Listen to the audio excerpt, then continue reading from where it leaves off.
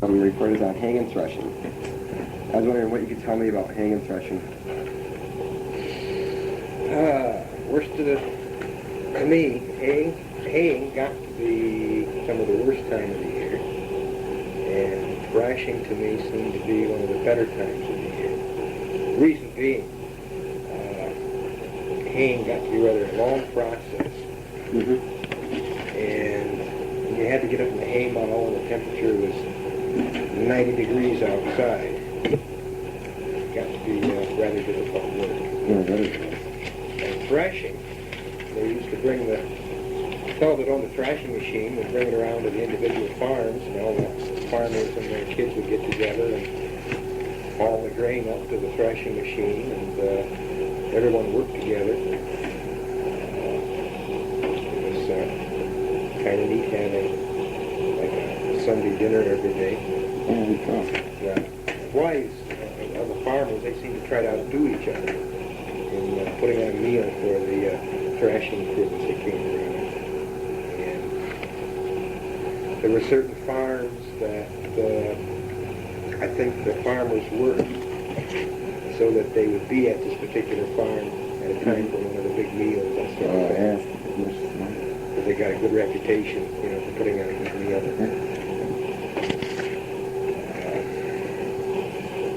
When we first started, and I can first remember, the hay was cut with a horse-drawn cutter, mower, and then it was raked, what they call a dump rake. Used, I think the one we had used one horse, and you had to rake all the hay up, let it dry. Then you went out and quite often put it in the shocks with mounds of hay, so that when you came on the field with the wagon and the horses, you could pitch the individual shocks of hay out of the wagon and took it to the barn. They did it different ways. On the very bottom of a hay wagon, there was what they called a sling. It was made from wood and rope, so that when you brought the far ends together, and then you pulled it up to the peak of the barn and slid it into the mow, they would take the hay up and drop it into the mow, and you had to spread the hay around with the hand. The top part of the load is usually taken off with what they call hay forks, something you just jam down into the hay, and have a little catch on the bottom that would flop up, and you would hold the hay, you take it up and down that way, trip it, it would drop the hay. So that would take the top off, and then you use the slings for the bottom part of it. The hardest part of that was working in the hay mow, which was so hot. Humidity was bad. And getting sick a couple times and having... Oh, my dad got a little disappointed because I wasn't working as hard as I was supposed to be working. My mother had to defend me. It was just too hot to work out there. Then the next big piece of machinery for us in terms of taking care of hay was the hay loader. And it took 2 steps out of the process. You still had to, we cut it with horses.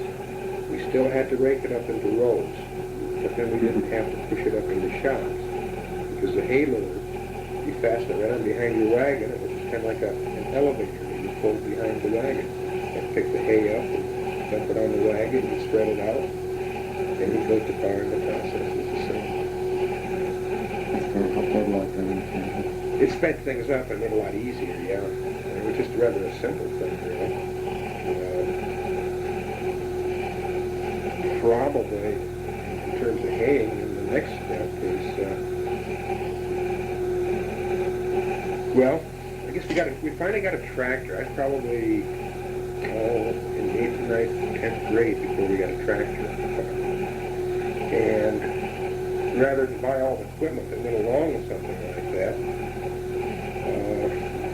the old horse-drawn mower was adapted to pull behind the tractor. so you didn't use horses for cutting. And then we got what's called a side delivery rake. A rake that rather than catching it and pulling it up and having to trip it, like we did with the horse dragon, this went through the field up for once a day and just kicked it up and rolls. Then we would use a tractor on the wagon. We'd still use the old-fashioned type hay load until my dad finally bought a hay bale. And being kind of old-fashioned, at that point, I think a lot of the glamour of working on the farm went out. It became easier in one sense. You didn't have to work with horses all the time, but you could do things faster. And in consequence of doing things faster and moving the bales around, I think you were working harder. Previous over a shorter period of time because you worked harder. No, it's different. It was kind of strange. I guess I enjoyed working with horses. We always had the teams, and the teams were always named, and you could always go out in the field. My brother and I call the horses, and they'd come to us. They wouldn't come to my dad so much, but they would come to us. He sometimes would smack them if they were doing what they're supposed to. And anytime he called, it meant work. And anytime we called, it didn't necessarily mean work. It might mean we had near corn in our pockets. So he'd come to us.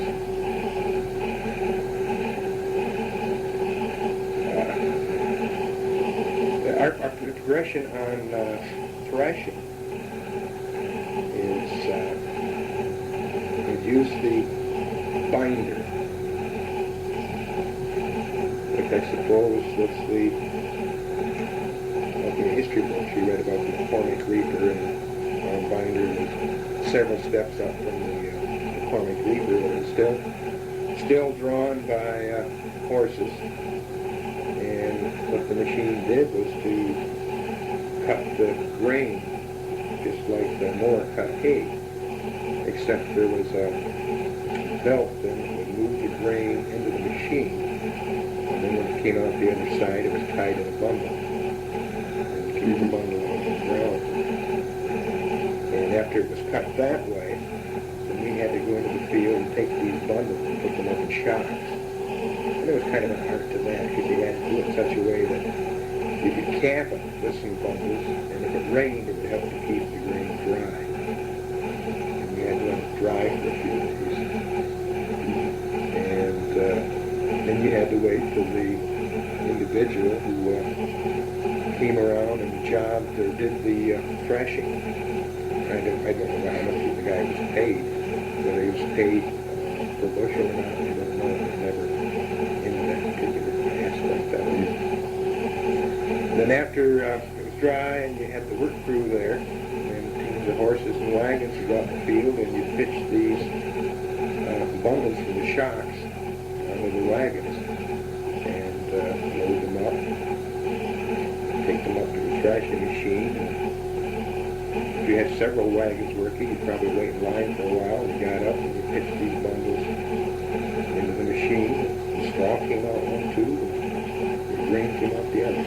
There's also pretty good.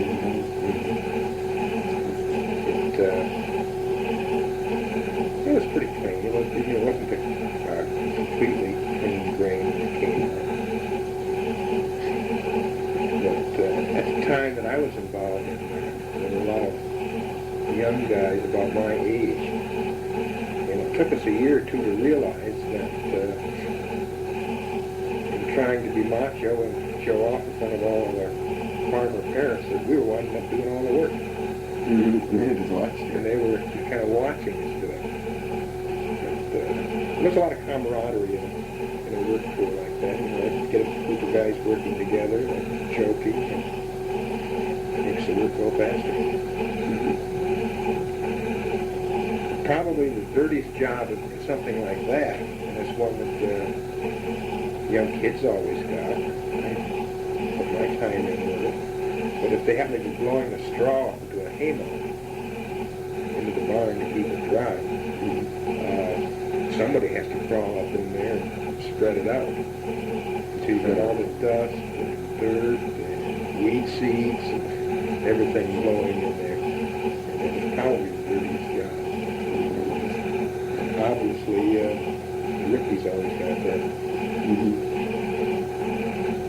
So if you went out in the field like that, you'd probably go in front of the stack spread. I think you'd see me there, man.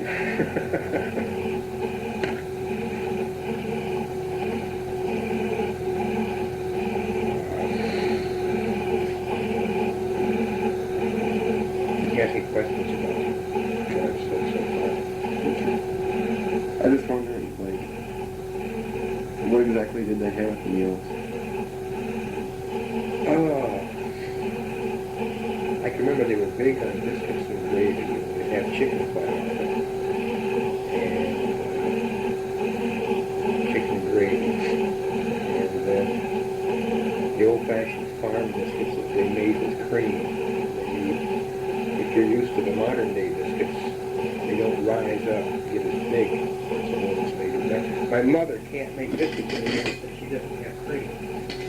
But then they would, put that in the bowl with gravy over it. Mm-hmm. And they'd have lots of potatoes, obviously meat and potatoes and gravy. Several different kind of pies. It was like a holiday meal. It was almost like a Thanksgiving dinner and a Christmas Just every day of the week. Yeah. And this was happening. This could go on for a couple of weeks if you were, depending on the weather. People are so fat they can't do the hanging and thrashing. Well, we had some pretty heavy farmers. Yeah. But then they worked pretty hard in those days, too, without the modern conveniences. Mm-hmm. I was wondering, you're talking about, like, these different machines or whatever. How much were they, like, the same size as they are now, or bigger, smaller? Smaller. Like the blade on the hay mower, probably about 6 foot long. You had to go and start on a 40-acre field, just Yeah. cutting a 6-foot strip around it with a team of horses that took you around to get it done. And the binder basically was about the same size. It might have been about an 8-foot blade. Just trying to think back.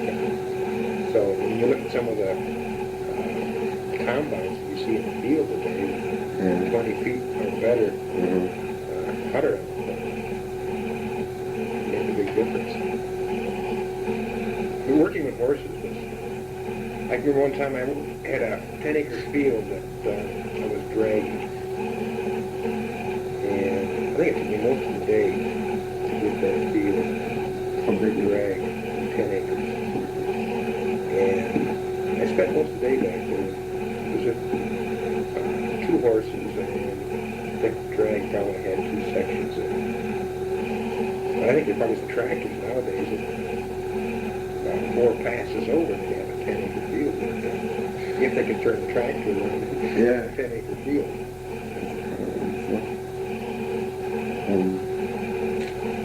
You're talking about shocking, like how big are the different piles of shocks or whatever?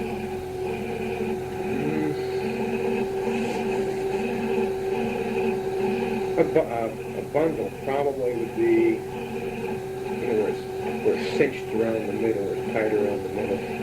Probably would be about a 12-inch diameter. And depending on the type of shock you were making, if you were just stacking them up, that would make something like an A-frame house. Is it? 2 bundles together, just strung them out, you could put several in there.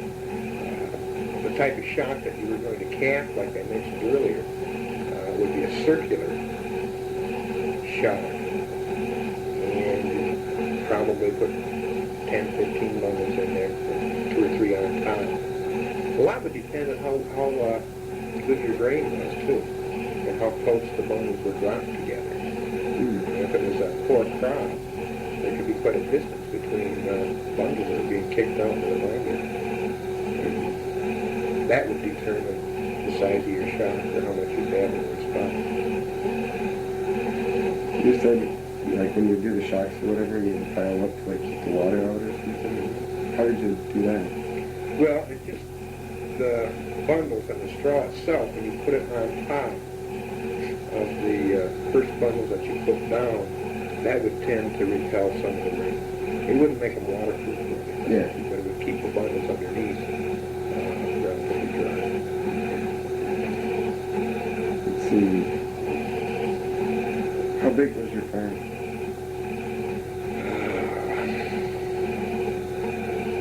That time my dad was farming probably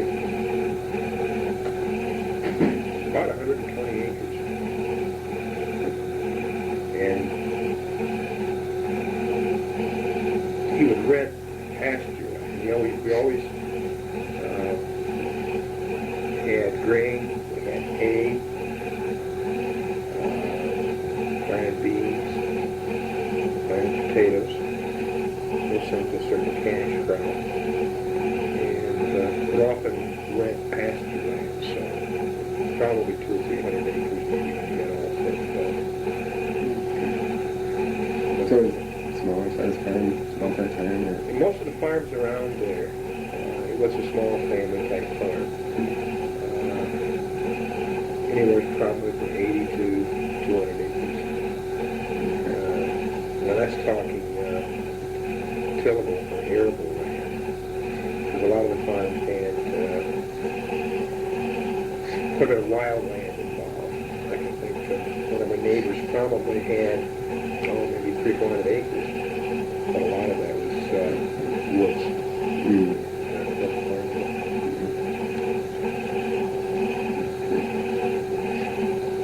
I was wondering, like, did you participate, like, well, you're talking about equipment and stuff, how guys came in and they did threshing or whatever, so you really didn't have, or know of people that did community threshing and stuff? Like, friends around there bought a baler, thresher, whatever, and they did themselves? That came later. Oh, okay. That came later. By the time that I was getting out of high school, my dad knew that my brother and I graduated together. He knew that he was going to be losing 2 hired hands because we were either going to go away and work or we were going to go to school or something. And I think that's when he began getting some of the more modern equipment that he could handle himself. And then the farmers began buying individual combines, their own balers. This same gentleman that came in and jobbed with the thrashing, he also had a stationary baler. So after he went through the community thrashing grain, then he would come back to the community and bale the straw. That guy had it made. So he kind of had it made. And then, like I said, then they started going to individual combines and their own individual balers and that type of thing and doing it themselves. And that took a lot of to me, it took a lot of fun out of farming because you didn't have the community getting together and the camaraderie of the thrashing crew and then the baling crew, the cane crew. My first paying job was this gentleman, his name was Danielson. Not too far from the community that I grew up in. It was the community with a lot of Swedish people, Danielson, Peterson, Gunderson, Erickson. But my community was sort of a potpourri. My name, I guess, probably is background is primarily English or Welsh. We had German neighbors, Dutch neighbors. It was kind of a polyglot community. But my first paying job was with Charlie Danielson. I tied again, it's another dirty one. I tied the wires on the baler. And on the stationary baler, the bales were tied with wires rather than ropes. And a person had to be underneath, and he had tied them by hand. And that particular spot, there was a platform built out off the stationary baler. And the hay or the straw was pitched up on the platform and then put into the baler. And the guy that was tying was underneath that platform. Of course, all the dirt and dust was coming down.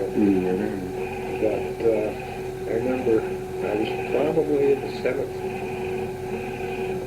maybe 6th grade, 6th or 7th grade. So I wasn't very old. And I was tying the bales. I had no idea what I was going to be paid. But Charlie told me, he said, well, you're doing a man's work, I'm going to give you a man's pay. I got $5 a day. How long was the day? day? Sometimes when the job is done, or the hay or straw, whatever you're doing, got too wet to do. There could be some long days down here. But normally, they would try to finish up by 6 o'clock or something. Normal evening meal time. And you started in the morning as soon as the dew was off and it was dry enough to work for that time. And you went until the job was either done or until it got too wet to do anymore at night. For this, how long did, like, a week or so, how long did the haying and threshing take?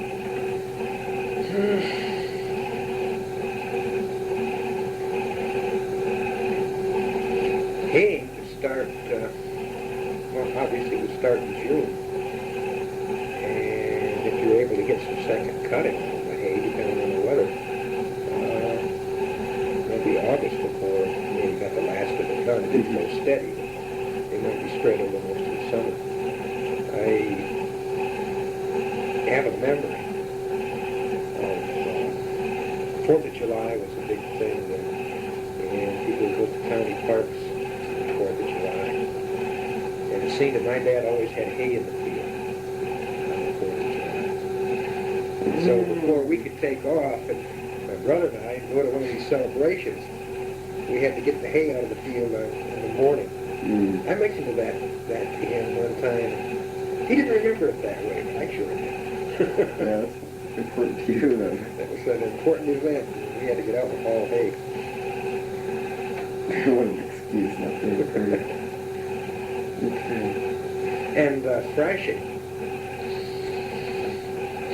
That could be spread over most of a month too, because you would have oats. You could be thrashing for the oats. Wheat would come in at a different time. So it probably most of the month of August would be involved to take care of the rain. Did you, like, talk about parties and stuff? Did they have, like, corn shuckins or something around where you lived? Or? I can remember one. I couldn't have been very old, so I can't remember it very well. So I was never involved with it. But yeah, they did. My mother could talk about, they would go to they'd have the corn on the barn floor, and they'd all sit around and shuck the corn, yeah. Did she tell you much about it? Or? I guess the questions. Just it was like a social event. You get to ask questions, see if I can remember anything about it. Like, what kind of games did they play? I don't remember that? No. Okay.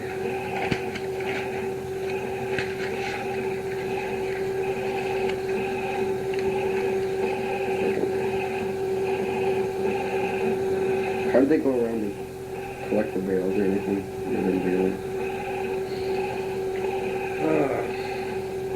It would depend on the type of baling that's being done.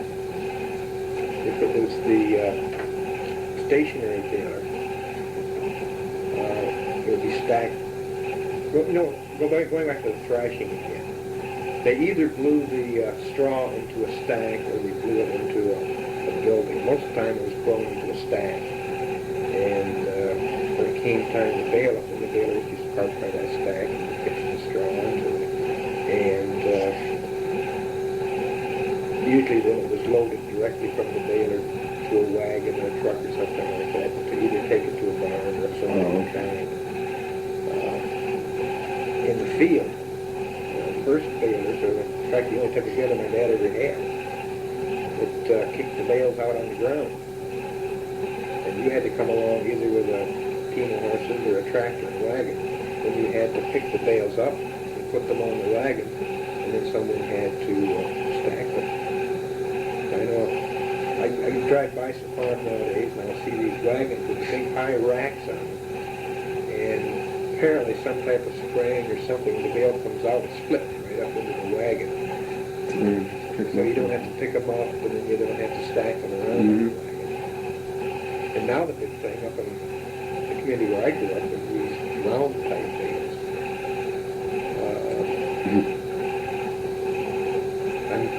My dad never owned one of those, but I think probably when I left the farm that those were just starting to be used. But they can roll up a pretty good sized bale. 8, 10, something like 6, 7, 8 feet tall. And they handle them with a front loader. A pair of forks that go on it, just lift it up and get put on a wagon. Then last summer, I was launching, my dad died a year ago, so my mother has the responsibility of trying to get the hay off the farm and things like that. And the guy that bought the hay hired a fellow to come in and haul it.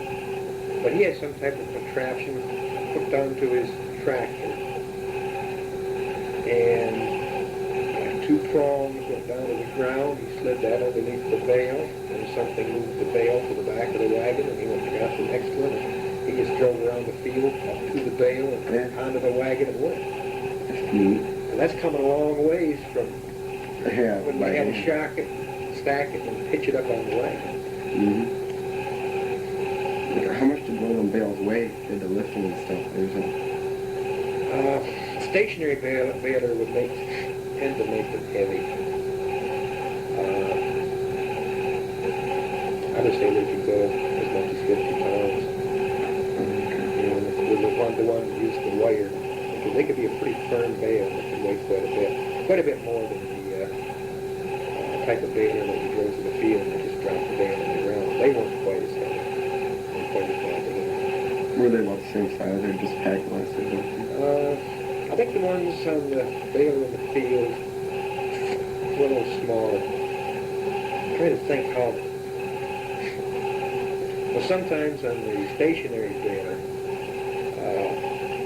depending on how well the crew was working, it was really kind of a complicated process. The hay was pitched up on this platform I mentioned,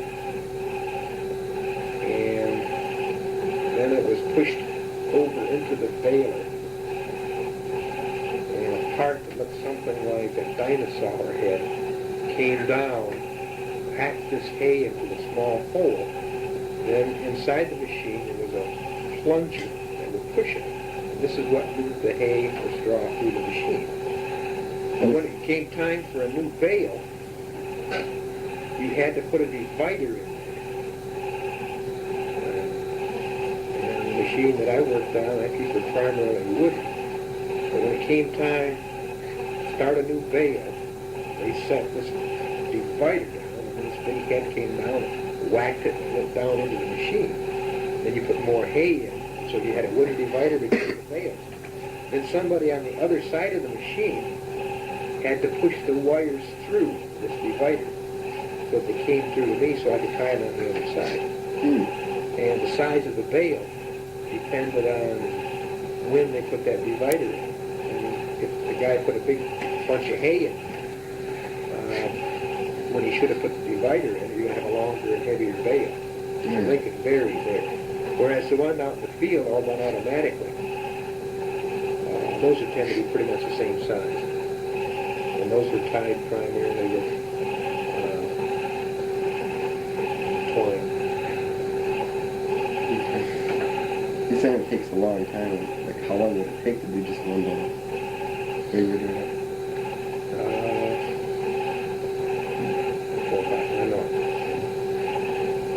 Yeah, probably 4 minutes, 5 minutes, something like that. Depending on how hard the guy was working and was pushing it in.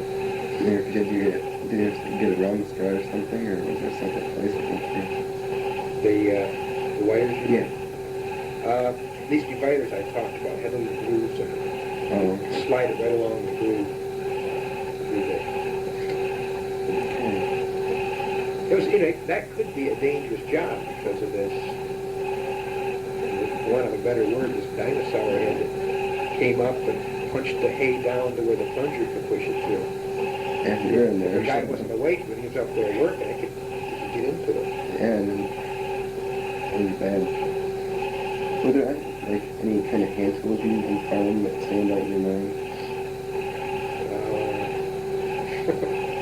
Yeah, pitchforks.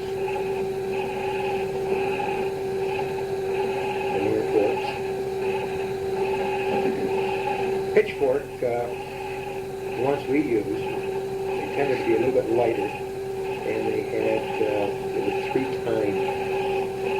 Probably the fork was, maybe 6 to 8 inches wide, and it consisted of 3 times, and that's what we used for pitching and moving hay.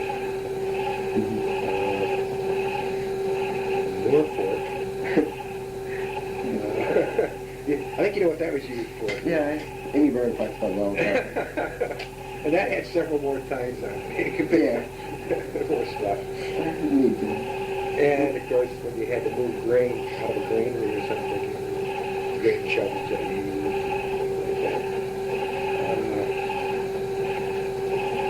One sticks and then lime is the usual fall job on the farm is to butcher some hogs. And the kids also got involved in that. Primarily what we got to do, when after they had scalded the animal, they had killed the animal, Yeah. and then they dip it into hot water, extremely hot water, and we had to scrape.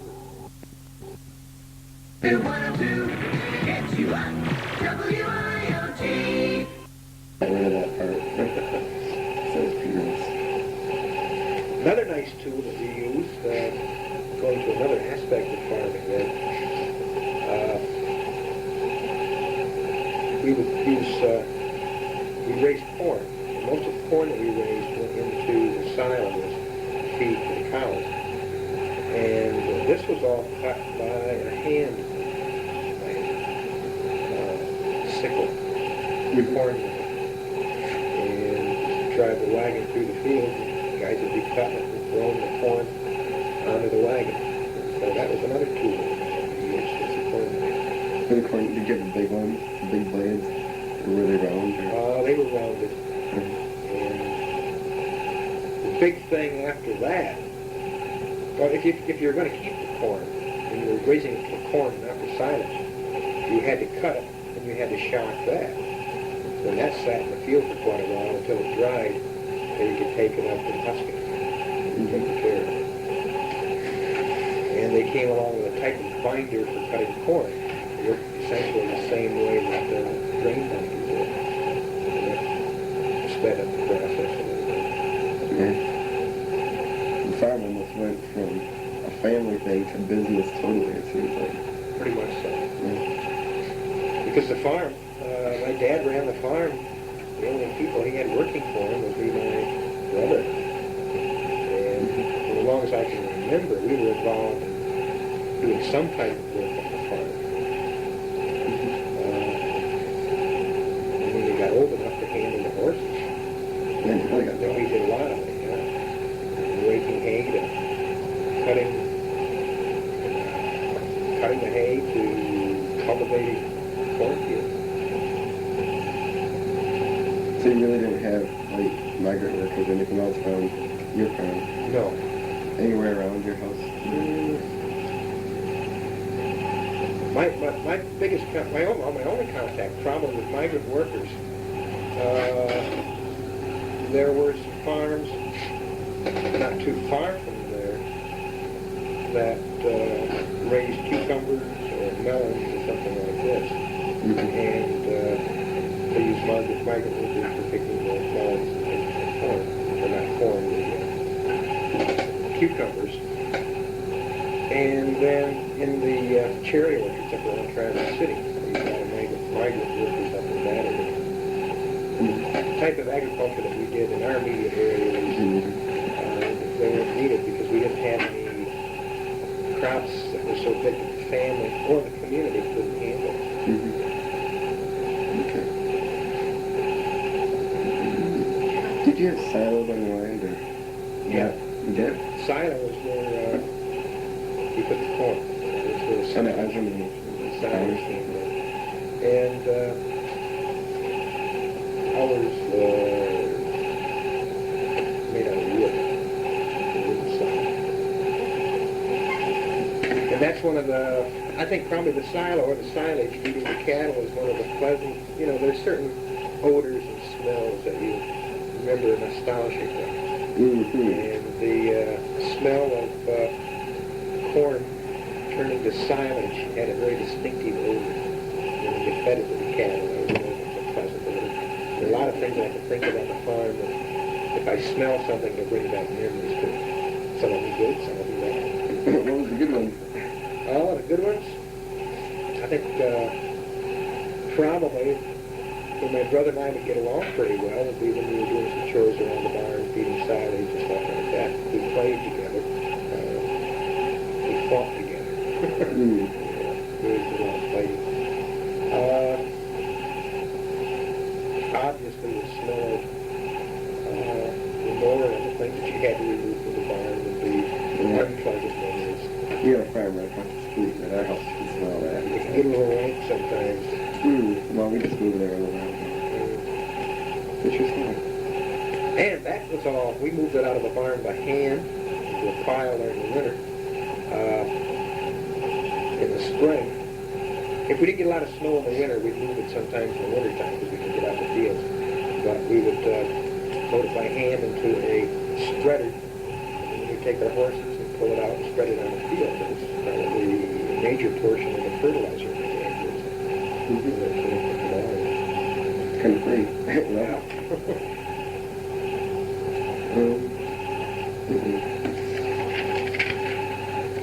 Well, about it for these questions. Is there anything else you'd like to add? Overall?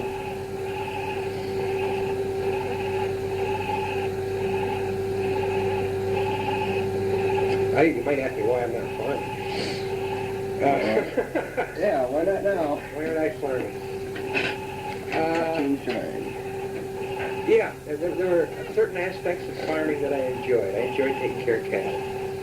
My brother and I, this Charlie Danielson, owned the farm next to us. He didn't live there, but he owned the farm. And he raised sheep on that farm. And he'd hire my dad to take care of these sheep, especially during lambing season. And my brother and I got 2 or 3 lambs that the mother wouldn't accept. And so we started out with 3 lambs that we raised. And when we both finished high school, we probably had a flock of 30 or 40 sheep of our own. That yearly we sold the wool. And then we left the farm and sold our sheep. I enjoyed working with animals. Before you could plant the grain or whatever you want to plant, you had to go through the fields and remove the stones. That was a job that I didn't like. It didn't strictly my hand. Oh, picking stones? Picking stones. The job I didn't like. Haying time, when it got so hot up in the hay meadow, the job I didn't like. If I could have seen my way to go into farming and have raised beef animals, I probably would have gone into farming. I did enjoy that life. Yeah. I was growing up during the Depression, and we've seen a lot of movies about the Depression, how hard it was on people, and people starved, and this type of thing. But I don't think we even realized that we were poor, because everybody in the community was in the same boat. Yeah. And living on a farm, we always had plenty of food, and we didn't realize the times of that time. Yeah, you just didn't realize. Yeah.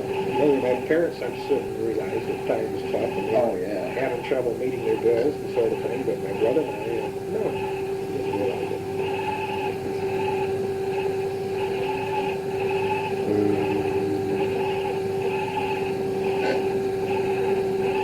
Community life, they had the square dances. But my grandfather played not the violin, played the fiddle for square dances. I can vaguely remember that. I don't know why. By the time I was old enough to maybe to take part in square dances, that type of thing, he quit playing. I have vague memories of my folks taking me, and I was probably 2, 3, or 4 years old, someplace that he was playing for a square dance. I can vaguely remember that. But I don't know why I quit. I never got a chance. I never thought to ask him. Yeah. But it was too late. Were there other things that you did for entertainment around the farm? We were, in a sense, we were kind of a strange community because there were mostly boys in the community. Like these particular farmers were lucky. There were more boys than there were girls. And boys were more useful. And we were more useful, I guess, because we could go out in the field and pitch hay with the best of them. But we got together, formed our own baseball team, and we played other teams in other communities. We didn't have any adults coaching us. We didn't have any adults making arrangements for the teams or anything.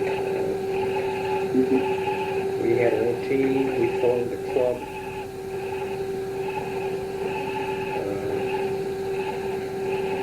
The township we lived in was Hartford, so I guess we were the Hartford Parks. Wintertime, we get together and spend all day shoveling snow off the pond so we could go skating for a couple hours that night. Yeah, same with us. We got found in our house now. It's amazing how hard you would work to get a chance to skate or play for a couple of hours. Yeah, well, next day it melts or something. Ice is gone. Yeah. Too wet to go on it. But we were at the thing, I think, because a lot of us about the same age. You know, like we could put the baseball team together. We went to a one-room country school, so we all knew each other very well. Yeah. But like the types of things that you're interested in, like quilting bees, husky parties, that type of thing. We didn't have too much of those in our community. Whether that was the time period that those kind of things were going out or not, I don't know. One event I do remember that it was work, but it was also a type of entertainment. One of our neighbors' barn built. And all the other farmers got together and had the old-fashioned barn raising. Oh, that's cool. We put the barn up in just about one day. Yeah, was it a big barn? It was a good-sized barn, yeah. Yeah, that'd be neat. That'd be nice. It was very interesting. There's some fellow in charge. I don't even remember who it was now. But could tell them what to do and how to cut the beans and where to notch them and stuff like that. Without even putting a tape measure or a ruler to the stuff he was working with. He was good. Either he knew it so well or he'd done it so much, I don't know. But again, it was everybody working together, and of course there was another big deal involved with it. Oh, yeah, man. It's a big party. Yeah, that's basically what it was. How many people came to these barn raisings? There were probably 30 or 40 men working Just from around the area. around the area. Yeah. They didn't get paid or anything. No, They got free one. but they did it free. Knowing that if the same thing happened at their place, they Yeah. wanted to raise one, the same thing would happen to them. Yeah. Was school really important when you were growing up? Or School, to me it was really important. I don't know why.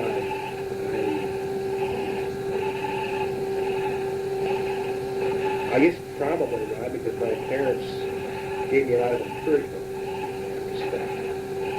Neither of them went to high school and had the opportunity. My grandmother was a teacher, and I think that encouraged me. And I think my brother and I were kind of we were competitive, not only with each other, but with other people. I tended to get things to our cars. But